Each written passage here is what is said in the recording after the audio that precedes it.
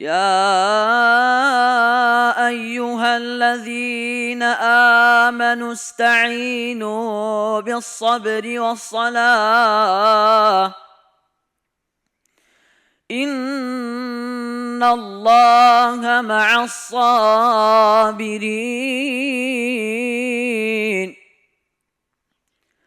ولا تقولوا لمن يقتل في سبيل الله أموات بل أحياء ولكن لا تشعرون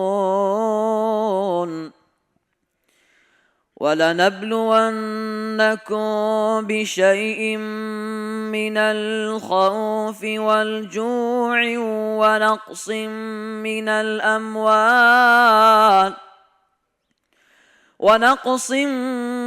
الأموال والأنفس والثمرات